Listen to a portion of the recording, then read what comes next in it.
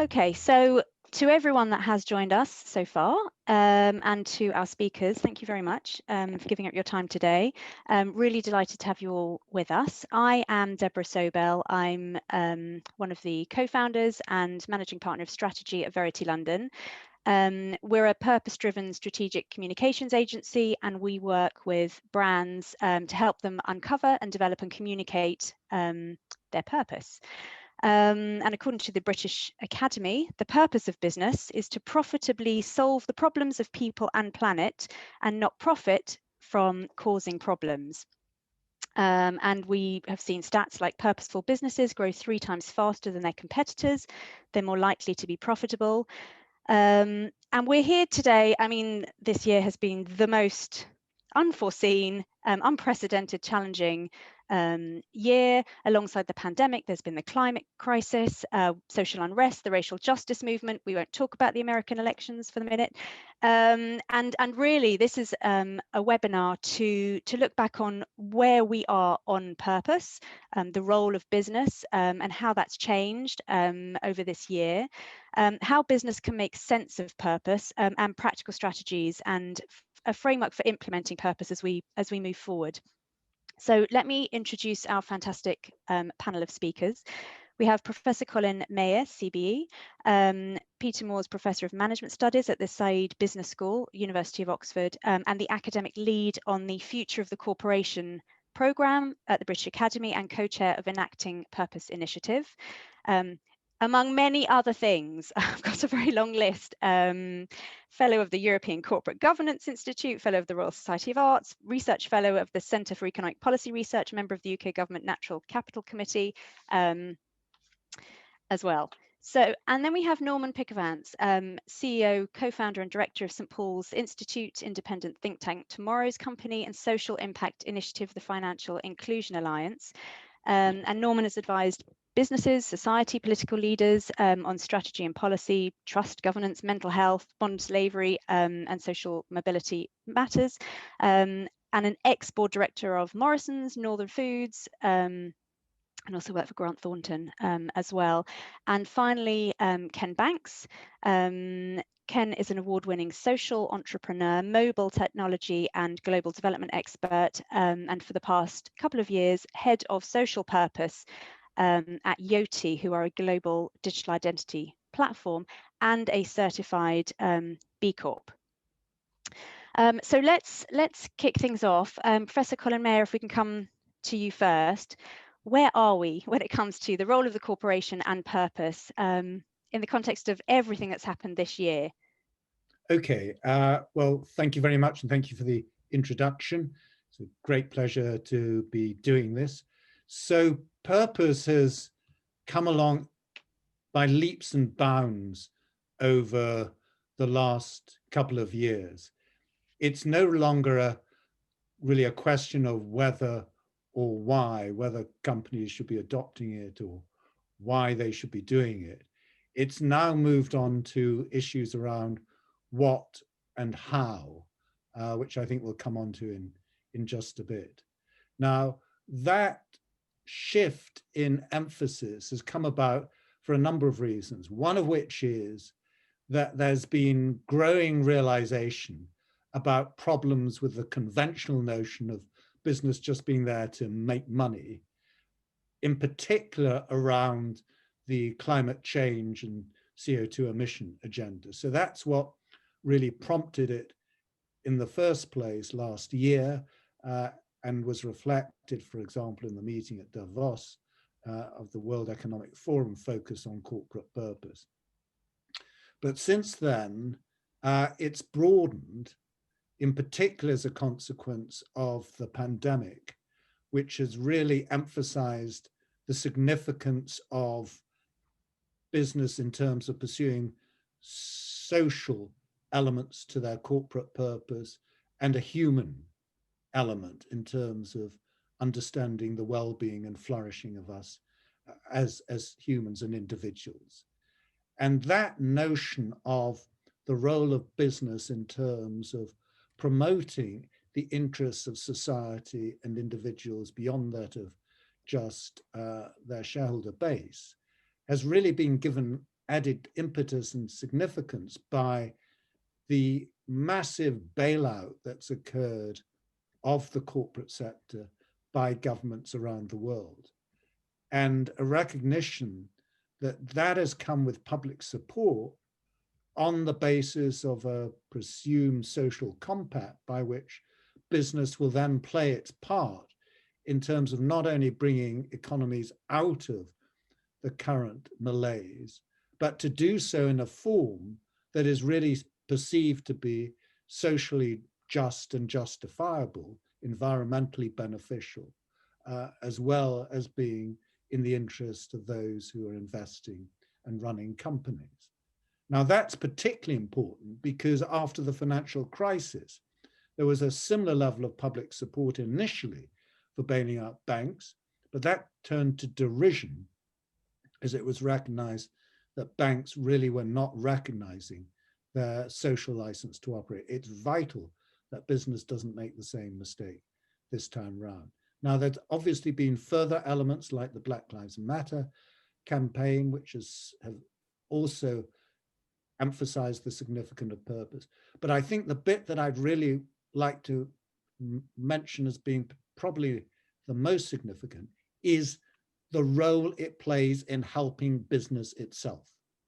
The fact that companies with a clear notion of purpose are the ones that are identifying how to respond to this crisis, what it is that they really can do to benefit themselves from the massive opportunities as well as risks and threats that are associated with the crisis. Because what a crisis like this does is to fundamentally change the nature of the types of business. There's a shaking up that creates numerous new things that companies can do that provide commercial opportunities. And those with purpose have a much clearer notion as to what they should be focusing on, which part of the stakeholder map should they be promoting in particular in terms of ensuring that they sustain the welfare of those stakeholders, and how is it that they can really use technology of this form in terms of communication, for example, in terms of really developing successful value-creating businesses, creating value not just for us as societies, but also for their investors. I think it's very pertinent, though. We've got, on the one hand, which you alluded to, growing demand and expectations from public generally when they look towards businesses having a purpose and driving positive societal impact. Yeah. You then set out clearly, and we'll talk to Ken and to Norman as well, about the business benefits of purpose. And yet there was a poll that the British Academy brought out in October, which showed that for business leaders themselves, it's still quite neck and neck in terms of the primacy, whether they put purpose or profit first. We talk about purpose with profit, but do you want to just talk a little bit about that, the results there? We were party to a poll that was done quite recently about people's attitudes to purpose. And one of the questions that was asked was, do they basically believe that the current Friedman type notion of corporate purpose in terms of solely focusing on profits, or the British Academy's concept of, as you were just describing, Deborah, producing profitable solutions to the problems of people and planet and not profiting from producing problems for either. Which of those they thought was the most appropriate description? And the answer was they came out very equally balanced between the two. Now, you can always look at these things as being a glass half full or half empty, but frankly, I think it's pretty remarkable that half of the respondents picked up on a concept of purpose that is quite specific. You know, it's not just saying should companies have purposes beyond making money. It's saying that they should be doing specific things in terms of solving problems, which I think is very important in defining purpose. But in many respects, it was quite remarkable that so many people bought into that specific definition of a corporate purpose. So I think, if anything, it's a reflection of the speed with which changes in attitude are taking place in this space. Okay, let me go to Norman. Professor Mayer talked about, this year having shaken things up. We were already sort of at a tipping point. We're on a road towards purpose. You've spoken to me about, is this the moment for a purpose revolution? Do you want to pick up on that, Norman? Yeah, so I think, well, I've been involved in the work on purpose for over a decade now. I've started out with an organization called Blueprint for Better Business. People that Colin's also working with.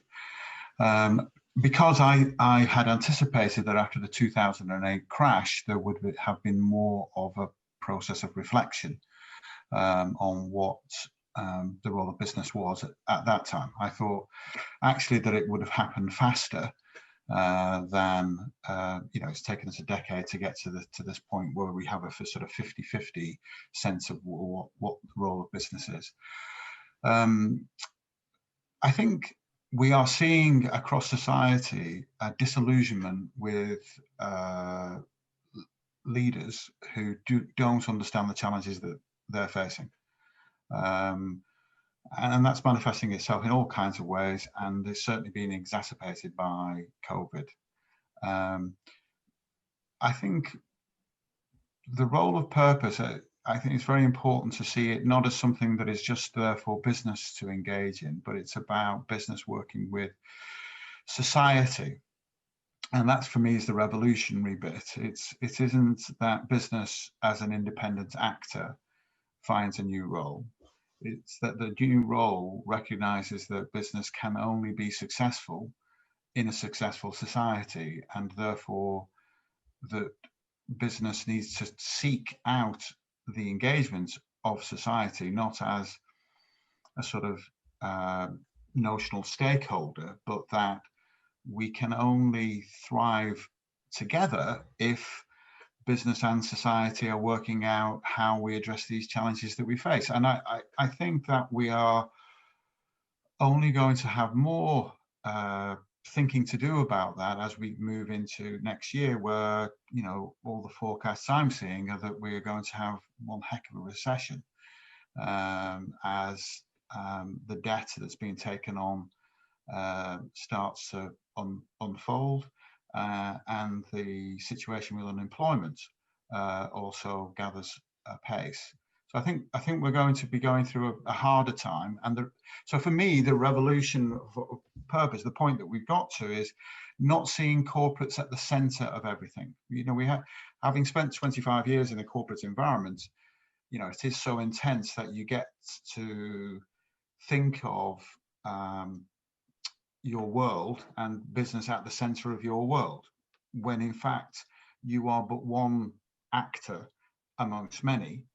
And the challenge that we have is figuring out how we work with all other elements of society to address the deep challenges that we will face.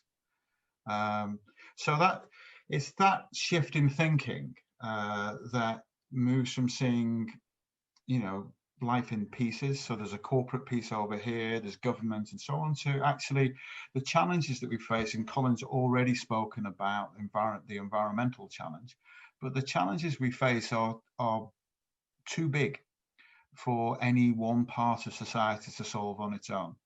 That these things can only be solved if we work together. And if we don't work together, we won't solve them. So for me, purpose is about serving, or recognizing that we all serve the common good. And if we're not serving that, then it will increasingly become manifest that the whole of society has a challenge, has a problem. So I think there is a growing number of people who are recognizing that, but I would counsel some concern that if we adopt a purpose but still don't change our mindset, that businesses aren't the center of the universe, then we'll just be reinventing different problems. I'm going to come to yeah. Ken in a minute, because Yoti is, in my eyes, and I, you know, it is an example of a business working with society, exactly as you said, exactly as Professor Mayer said. It's doing specific things in terms of solving problems. Ken, I will let you talk do it all justice yourself. But Norman, have you got any examples from this year that you've seen that there are companies out there that are getting it right? And what does that even mean? Gosh. Organisations that are getting it right. I think there are a growing number of organisations who are doing more of the right thing. I think the initial response that we've seen from many organisations in the COVID response has been very encouraging. I think the recognition that I'll give you one example, and actually it's not corporate, but it does serve to illustrate the point.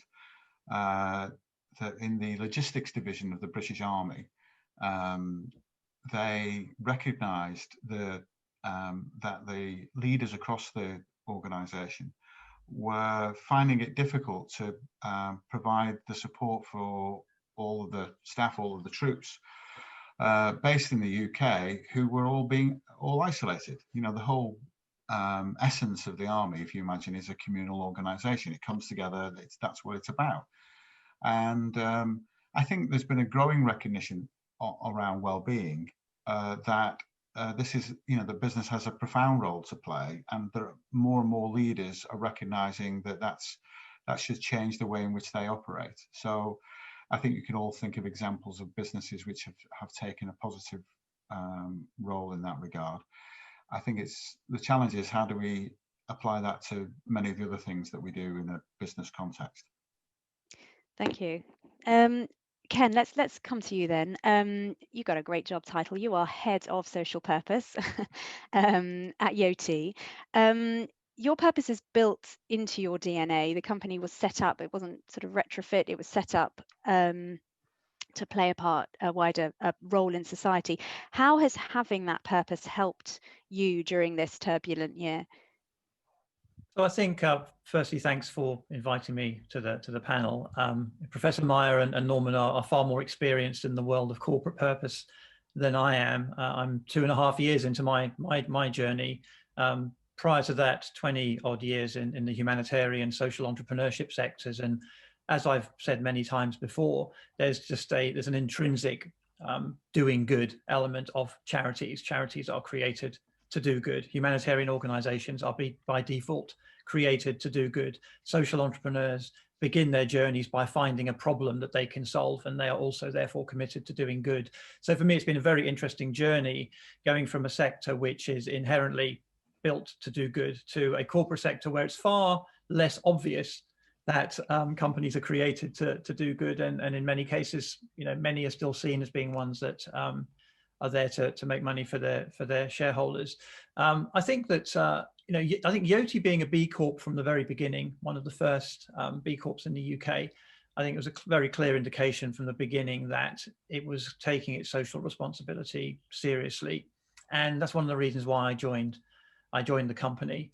I think also the work that the company does, so forget any sort of social purpose specific activities, just the products that the company produces, the ability to allow people to prove who they are online, to reduce the risks of identity theft, to help people know who they're meeting, to reduce predatory behavior in child chat rooms by being able to age verify people. All of the things that relate to the core business, to me, do inherent social good. They're good for society. And so I had the extreme pleasure and honor really of building additional activities on top of a business that was already doing things through core activities, which I would consider to be purposeful. I think in terms of the Black Lives Matter and COVID in particular this year, which are the two events that have I think have shaken things up. Companies have always, done good in some areas, and some companies have done bad. I think in most instances, the events that lead to that good or bad behavior are largely hidden from the wider public. So, recently Rio Tinto blew up a 20,000-year-old Aboriginal cave to expand a tin mine. Now, unless you're reading, you've got to get the Extractive Industry Weekly magazine, or you're into Australian society in any way, most people would not know that. You know, Shell's previous experiences in Nigeria and the problems that they had. I think what COVID and Black Lives Matter have done is they brought these big major social movements, issues, health pandemics to people's doorsteps. And so companies have then, you know, felt some sort of need to react in some way. Some haven't, and maybe the best thing to do is to not say anything if you've got nothing good to say. But in the case of Yoti, because identity and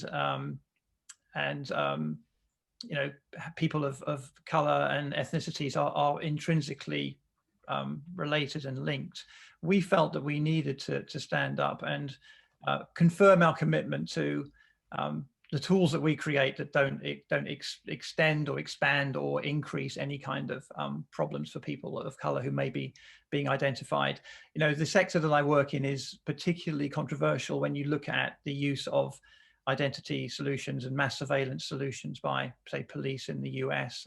Some companies such as Amazon, who came out in support of Black Lives Matter, very quickly got knocked down because they were immediately criticized for, well, hey, you know, you supply tools to police departments in the US. How can you say you're behind you know, racial equality and diversity when your very tools are used for these things? COVID was a lot cleaner, I think, for most businesses.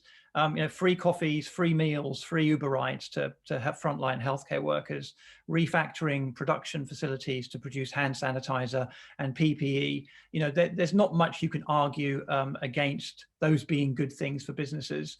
But I think for me, the key really is that it has to be authentic.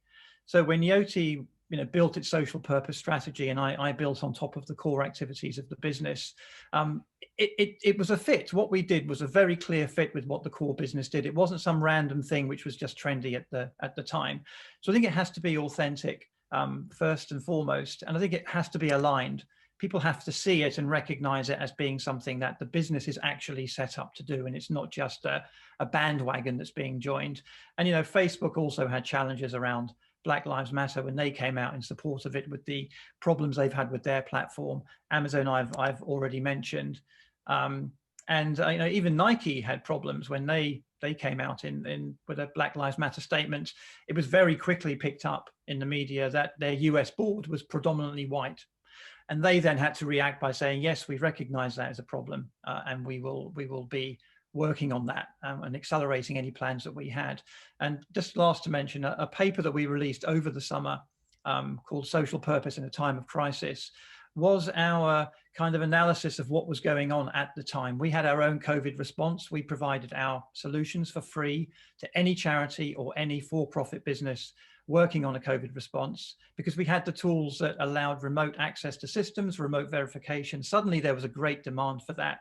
So we committed to providing that for free. And in terms of Black Lives Matter, we recognized that you know, we had work to do on diversity and inclusion as a company.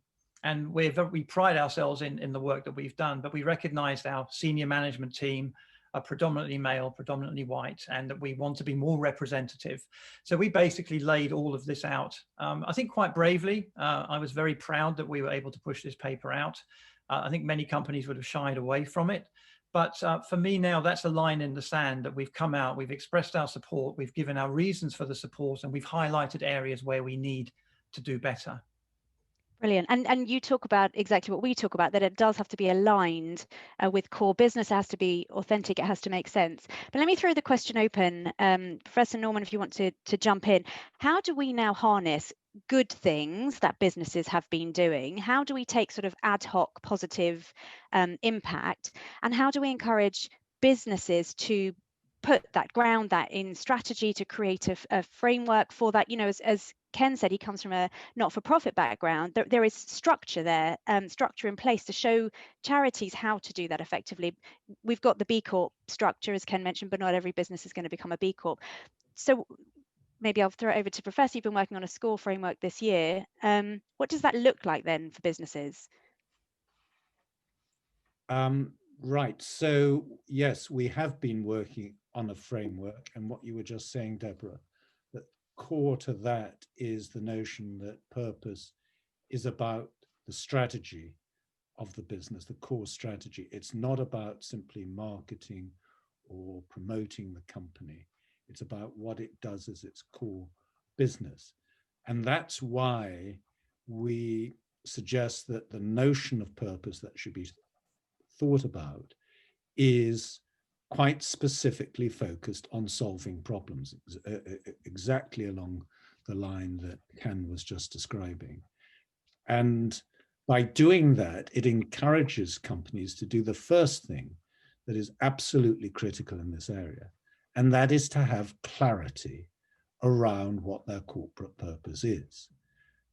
In particular, that the idea of having profitable solutions to the problems of people and planet means that they should be identifying what problems they're solving, whose problems, how they're solving those problems, when they're going to be solving those problems, and why that company is particularly well suited to solving that problem.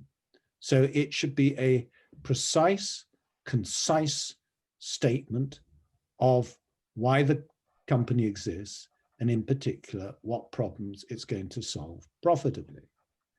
But there's also this second part to the notion of corporate purpose, and that is that companies should not profit from producing problems for people or planet. Now that's incredibly important, because it's all very well saying you're producing profitable solutions, but if those profitable solutions are on the one end solving one party's problem, and on the other creating problems for someone else, then it's not clear what the net benefit associated with that is. Now, you might try and value them and compare them, but that's not a very productive or easy thing to do.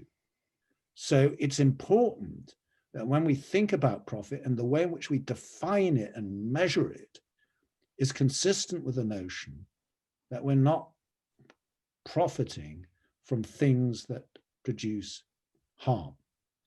And if you do that, then the notion of producing profitable solutions immediately becomes something that is beneficial, because you're not profiting from creating harm. Now, how do companies do that?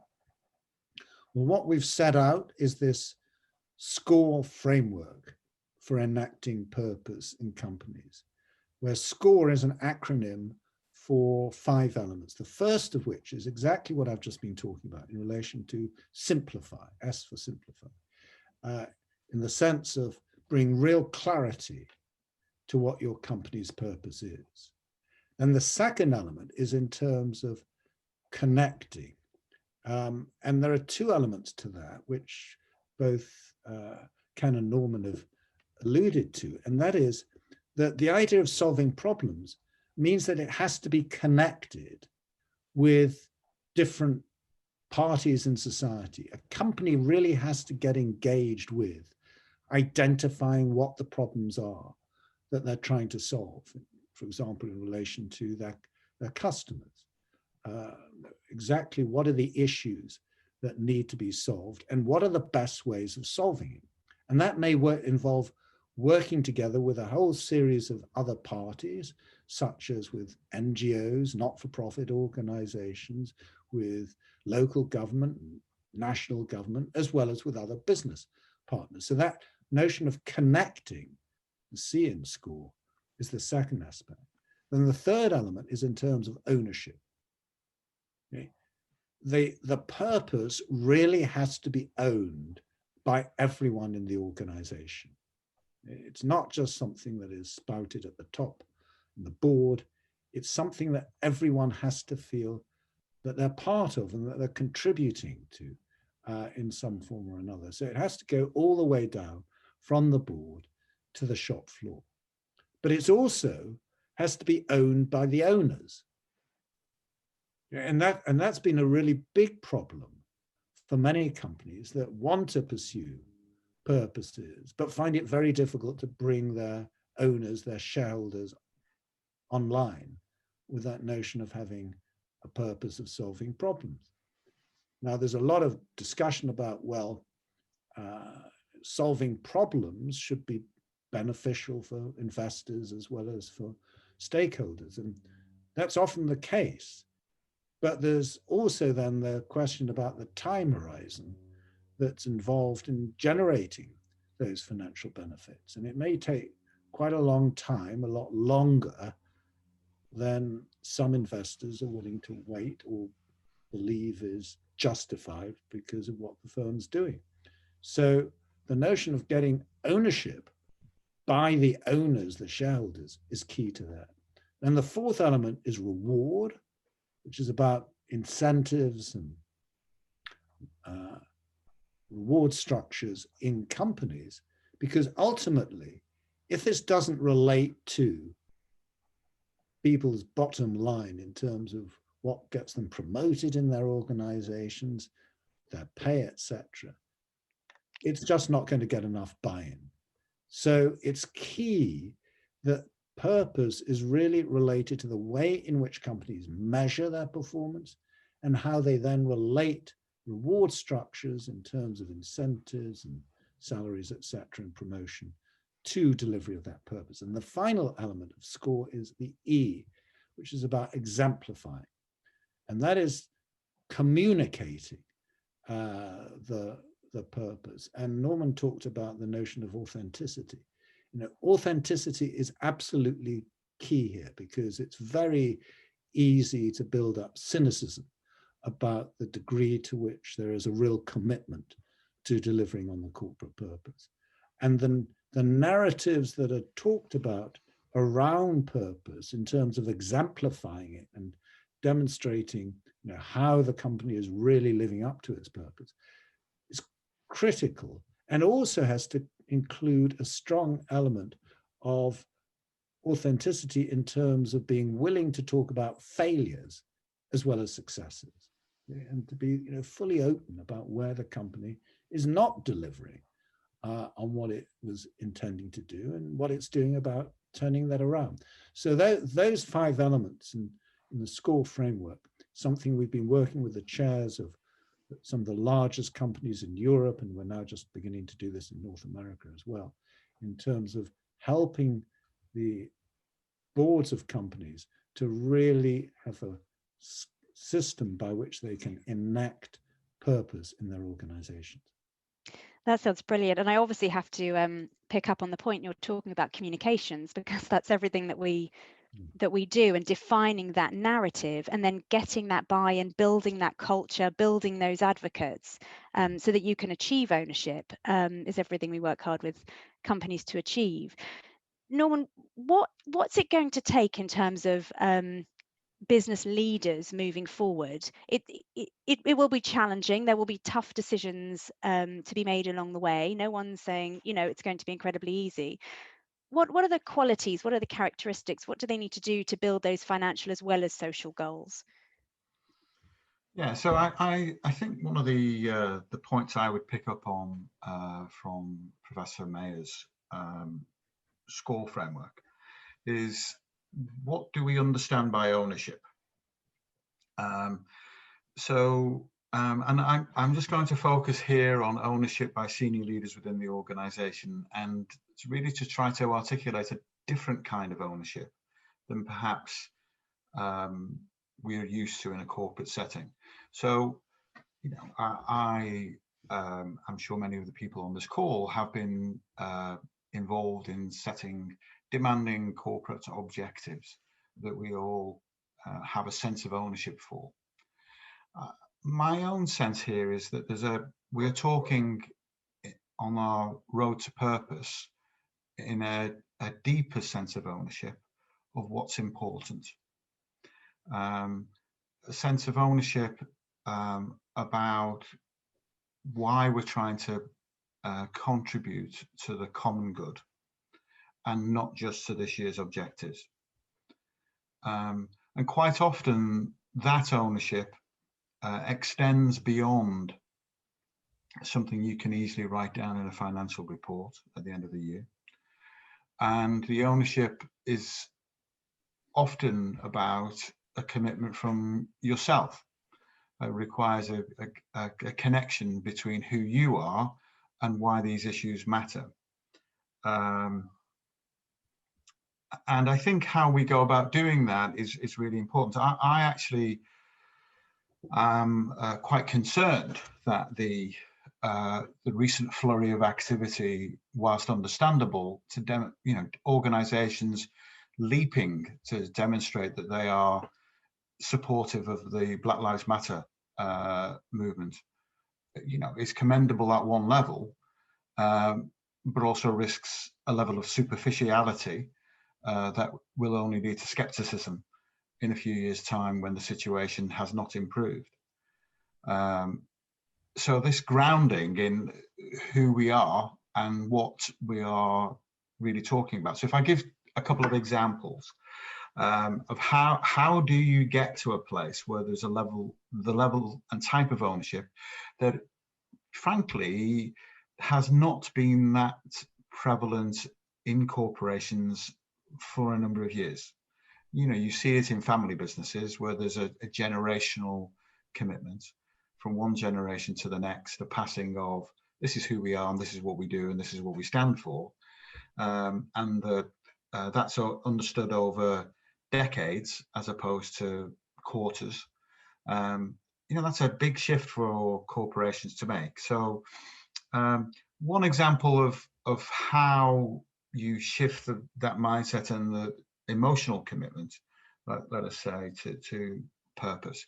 I took a group of global chief executives.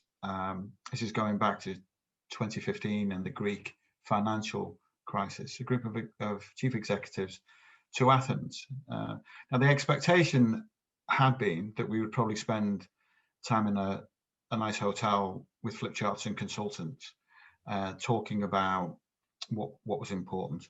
We decided to do something different. We took those chief executives out to meet the leaders of Greek banks who were struggling with a major banking crisis. We took them to meet pensioners who'd lost their pensions and graduates who couldn't get jobs and refugees who just landed from Syria and artists who were trying to make sense of all of this.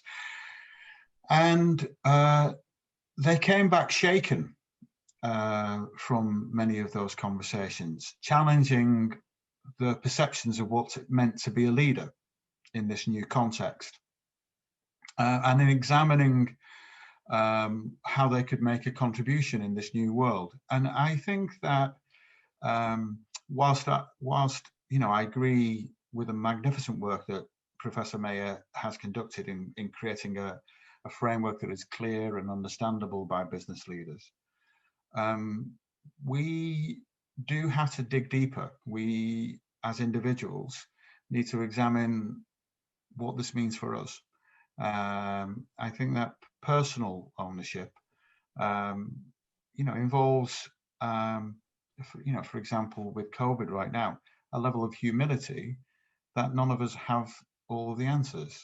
That whatever it is that our organization may be doing, we're only part of a potential solution.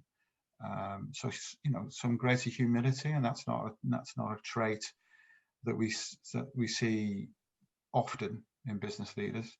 A sense of what a more just society might be. So not just about how we can solve a problem and generate a profit, but how in the common good, a greater sense of justice is created. And to me, things like these words are at the root of finding real and lasting solutions to issues like those presented in Black Lives Matter. What kind of a just society has less than 1% of Black leaders in senior leadership positions? These are really hard reflections on who we are, what do we stand for. So working with leaders in a way which requires a greater degree of introspection and reflection and challenge. One other example, and I'll give the floor back to yourself and others. Having implemented a purpose-led approach at Grant Thornton, the accounting professional services organization, you know, at a senior level, huge commitments, change the reward structures, etc. But where the challenge really came was, well, what kind of business do we take on? What kind of business do we not take on? And the challenge here, it really, I think, opens us up to, well, how committed are we committed enough not to make a profit? Are we committed enough not to work with this customer? And these, I don't think these are easy questions. I think sometimes organizations will wrestle with these issues over a number of years. It's a similar kind of quest, shall we say, is that which we embark upon on our life. You know, what kind of person do we want to be? It's not an either or answer. You know, most people are pretty complex. Well, most organizations are pretty complex. You know, these issues, they you know, where it really starts to get complicated is when you're going to take a multi-million-pound hit for making a decision. That requires a level of commitment from leaders that I've seen in few organizations. And so we need to develop this over time. We need to develop these qualities and attributes in our leadership populations, and indeed throughout our businesses. But it becomes acute at leadership levels because that's where the choices are made. Thanks, Norman. And which leads nicely to Ken. How has your leadership team, you've sort of done that introspection, and how have you developed your purpose-led approach and strategy? Yeah, thank you. Well, I think all the comments so far have really resonated. I think ownership is clearly a huge issue within a company. Our CEO demonstrated very early on when I was discussing the role with him, which was created when I joined. There was a similar role prior to that, but we didn't have an actual strategy. It was very clear that at a personal level, he had a very strong commitment to the company doing the right thing and doing well by doing good. And I think the B Corps fed into that quite nicely. I think another indication, and I think as Norman just mentioned, all of the costs that run social purpose at the company come out of the operating budget. Now, we're a startup, we're chasing market, we're trying to build a business. For me, it's harder to find a clearer indicator of commitment to a particular part of the business when you have to spend money on it, which you could be spending on other areas of the business. So it's deemed sufficiently important for that. It's not money we've raised, it's not money we've brought in, it's coming from the operating budget of the business. I think there's also a very strong acknowledgement that it's hard, if not impossible, to retrofit purpose. I would feel very sorry for somebody having a role similar to mine at a perhaps 100-year-old company, which maybe is looking at its activities with a 2020 lens and would be thinking, how on earth do we, given everything we've done over the last 100 years, how on earth do we create some sort of purpose that would resonate with our customers? Now, some companies do have that, but I think retrofitting it is incredibly challenging. So when I joined the company, we had a guardian council. We had an external body of individuals who were paid to challenge the company in all its decisions, where there may be some kind of ethical problem or ethical challenge, or maybe a viewpoint that the company needed to hear. And the guardian council did have teeth. It did steer the direction of the company in some of the decisions it had to make. The company signed up to various pledges. And so there was, for me, a very clear commitment from the company in terms of the finances, in terms of the ownership from the CEO, and also in terms of the sense of ownership from the senior management team. Everyone in the senior management team is fully behind the work that I'm doing and the social purpose work of the business. They all see it as very, very important. And that does trickle down all the way through the staff as well. I increasingly speak to colleagues at Yoti. And many of the more recent hires and some of the earlier ones, they highlight the social purpose as being something that draws them to the business. It's a differentiator between us and many other companies in our sector. So there's certainly a benefit there that we're seeing. I think it's obviously difficult or a slightly challenging area when you start to think about the business benefits of having purpose, because really it should be part of your DNA and it should be something you do because it's the right thing to do. But if a company doesn't create profit, then it's not going to be able to have any positive social, environmental benefit to the planet at all. So it does have to make money. But I think, you know, the fact that the purpose program that we have, it is differentiating us in the market. We do know it's attracting very talented, very committed staff. Those are good things for the business, but that's not why we're doing them. And I think we have to be very careful that we don't lead with those as being that particular reason. But for me, I think also the fact that social purpose is ingrained within the website is a very clear signal. You know, the Yoti website doesn't have it tucked away in a corner. When I first built the strategy, I looked very carefully at competitors and other companies to see what they were doing. Many weren't doing anything. Many had little programs tucked in little hidden corners of their websites. There wasn't really any communication around it, which made me wonder whether it was authentic. If they weren't really making anything of it, why were they doing it? For Yoti, it is part of our DNA. It's core to the website. It's core to our very, very being. So all of those things gave me extreme comfort to join the company. I don't know of many others I would have joined where I would have felt the same.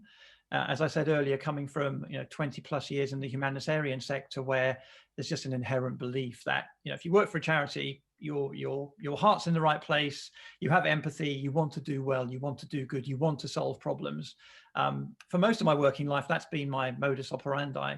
And so to move to the corporate sector and find a company where I felt there was a very natural fit between that ethos, that mindset, and the operations of a business, I think was very refreshing. And to be allowed to build a strategy on top of the work the company was already doing, and for the CEO to fund it, and for all the staff to get behind it, felt very, very lucky. You've got it all lined up. You've got an internal ethics committee as well, haven't you, and working That's groups. Right. Yeah, data protection officer, etc. So I might have to challenge you very slightly, Ken, on whether purpose can be retrofit. And I suppose if I throw it open to, it would be interesting, I'm conscious of time as well, but briefly for the three of you to hear, if you are a company now and you're watching this webinar, or you're at the point where you think, my goodness, this has been a hugely challenging year. We do have really good intentions. We do want to become a more purposeful business. I suppose from each of you, just to hear, what's the one thing or the first thing that, that a company should be doing right now or should be considering right now? Professor, do you want to begin? Oh, can you hear me, Professor Meyer? Oh, sorry, yeah, you were. Okay, yeah, no, I was going to say employees. I think at the moment, the well-being of employees has to be at the forefront.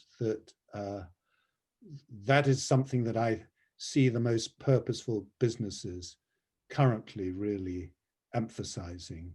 And I think it comes back to a lot of what we've just been talking about in relation to what Norma was referring to, is one can put it under the sort of notion of Aristotelian virtues, the virtues of humility, justice, fairness, meaning, fulfillment, etc. That in essence, we all want to do a good day's job. We all want to feel meaning and fulfillment, and we all want to feel committed to a purpose, a common purpose of creating something that is of wider benefit to society. And business has to in turn respond by respecting the trust that their employees have put in them. And to come back to a point that Ken was making about, well, how does this at the end of the day convert into corporate value as well as values? I think the answer that I would give is it comes down to one of the most valuable assets that a company has, and that is its trustworthiness. And the asset that creates for the company is trust on the part of other parties, because that ultimately at the end of the day is what determines successful business. And that is no more important than in the employees of the organization, that they feel a strong sense of trust about the authenticity of what the company stands for. And that has to be in particular reflected in periods of crises and difficulty. This is not just a fair weather phenomenon. It's something that is particularly significant in the most troubling moments. Thank you. And that's addressed a question that someone has sent to me on how you convince skeptical business leaders as well, that purpose isn't just sort of fluffy and soft, but actually it has value and there are values behind it too. Norman? Yes,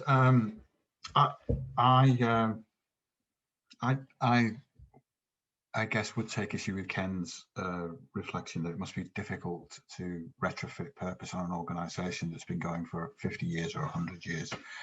You know, that for many of the people on the call will be exactly where they are. I think one of the first things I would say is, you know, purpose or this work is not a program. It is at the heart of who you are as an organisation. So to Professor Mayer's point earlier, that this has to start with strategy, I think is hugely important. To try to illustrate how you might do that, though, in a different way, I would go back to my example in the Greek crisis of taking CEOs to Greece and getting them to meet with what was actually happening in the world around them. And there is huge power in doing that. I think I did something similar in the UK. I had one executive in one of the workshops say to me, but what, you know, it was quite, let me see, what's the word? Had been deeply disturbed by having to meet someone who was struggling to work out how to pay the food bills and the electricity bills. And because of the, you know, the angst that understandably created, had felt very uncomfortable in, you know, and I think that point about feeling uncomfortable, you know, if this COVID crisis has done nothing other than disturb our comfort that the world around us is predictable and that we understand everything in it, then, you know, if it's done just that, then it's served perhaps a bigger benefit for us all. But the point about the Greek example was that it helped to shift the focus in the Greek business, that rather than creating products and solutions that they thought the market wanted, that it caused them to think about what the needs were in society and to figure out how the skills and capabilities that they had could better meet those requirements. So it shifted the strategy on its head. And I think oftentimes it's just a way of looking at things that has to shift first of all. And if you can shift that perspective, many things will then flow within your organization.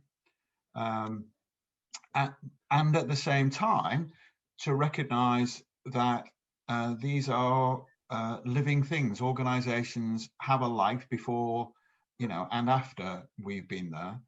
And that we and the organizations we're part of will have made mistakes. You know, we will have got things wrong in the past. When I was on the board at Morrison's back in 2010, 2011, was one of the first major reports on female representation at board level. Now, at the time, we had no female representation at all. It was all pale male stale. That's where we were. And you know, there was a choice to be made. Did we hope that it would go away? Would we, you know, stick in the background and just work on it ourselves? What we decided to do was to gather the whole of the food industry, which is one of the great things you can do as a retailer. All of our supply, we had 1,000 suppliers come together, and we said, look, we've got this problem. You know, we aren't doing a good job. We don't know what to do. But we know we need to fix this. And the fixing of it wasn't quick. You know, it wasn't a sort of, here's the answer for which to address 30 years of, you know, the male patriarchy in that organization. It required deep thinking and commitment that lasted a long time. Now, you know, it now has over 30% of the board are female and so on, and all the kinds of measures that one would expect to see. So I think facing into these challenges can be difficult, but therein lies one of the reasons that we do the things that we do. We do them because they are hard, you know, and not easy. We do them because they are meaningful. And, you know, one of the challenges we face in this world is if something's meaningful, it often tends not to be something you can fix easily. It's you know, raising children is hard, but, you know, it's a lifetime's commitment. But it's a source of great and deep satisfaction. And I guess that's really, if I was to say to anybody on this call, why do this? Because I would say, well, this is what we're all here to do. You know, this is where satisfaction comes, not from doing the easy things, but from doing the hard things. Thank you. So Ken, Professor's talked about a focus on employees, and Norman has just talked about a focus on strategy and shifting our perspective and taking up the challenge. I'm going to incorporate my question to you with another question that's come in to me about how do we show a mistrusting public that this is not just corporate spin, this is not just an advertising campaign or kind of headline communications. Well, I think you know, a couple of things there. First of all, you know, when the going gets tough, the tough get going, right? So, you know, Black Lives Matter, global crises, COVID, companies rising up, some in ways that arise suspicion, but, you know, companies rising up and making statements or doing things. For me, I think the most important thing to do is to observe how companies behave when we're not in a crisis. And so that for me is the real telltale. So if you look at a company which has products or is behaving in a way which is good for society, solving problems for society, helping others solve their problems, when things are calm, when things are normal, and we don't have the kind of chaos we have right now, I think that for me gives you a level of authenticity that would be harder to reproduce if you were doing something as a result of a global crisis or a global event, which we've seen too many of this year, and there may be another one today, which we won't mention. And I think also, you know, looking at the staff, you know, making the staff feel part of that whole set of activities, so that we're not waiting for something bad to happen. You know, I've worked with crisis communications and crisis organizations. They're sort of waiting for earthquakes, right? They're waiting for a tsunami. They're waiting for a major disaster, and then they go in and then they help solve it. Now, you know, companies don't want to be sitting around waiting for that to be their opportunity. So I think it goes back to that DNA piece. I think it goes back to the authenticity. And very quickly on the point of retrofitting, I think you could have a whole conversation around this, but I'll give you one very, very quick example. You know, most of my early conservation work was working against or for extractives. So, you know, Rio Tinto, Shell, BP, British American Tobacco to an extent, right? Extractives by their very nature do not have very good environmental impacts. So I think it's hard for me to watch a Shell advert, for example, on TV, knowing what they've been doing in Nigeria and knowing what their contribution has been to global warming, climate change, and so on. So I think it's important to see that. And I think Tesla's a great, more modern example. I believe Tesla's mission is more authentic than Ford's, because Tesla, for me, it's much clearer what they're doing and why they're doing it. But they're a newer company. They've emerged and grown in this renewable energy, electric car era. We're all very conscious of the environment. If Ford were to do something similar, I don't know, maybe it's just me, but as a consumer, I think, well, hang on, you know, you've been producing cars that pollute for 100 years, right? Why are you suddenly? And there might be a very justifiable communications response to that, or board response to that. But just as a consumer now, not speaking as anything other than that, I just feel that in the auto industry example, I think Tesla have a much more comprehensive, authentic, understandable, makes sense, aligned purpose than I think any other car company that I could think of. But I think it'd be a fascinating conversation to have. One we have to have, but I think you're right. I think it comes down to authenticity. It comes down to shifting those perspectives and admitting that it's evolutionary and you're on a road to purpose, but you're starting the journey, at least wherever you're at, whether you're a new company or whether you're, you know, 150 years old. I'm going to wrap up the conversation because I said we'd finish at 12 and it is 12. Thank you so much to all three speakers. We will be producing a blog with key takeouts after this. For all attendees, we have produced a series 30 Steps to Purpose, a step a day, and you can sign up for that if you drop us an email. We'll send you the link to register. And thank you everybody to joining us. And here is to a successful 2021. Let's hope. Thank you. Thank you A very peaceful much. and successful Thank you. 2021. Thank you all for joining us today. Thank you so much.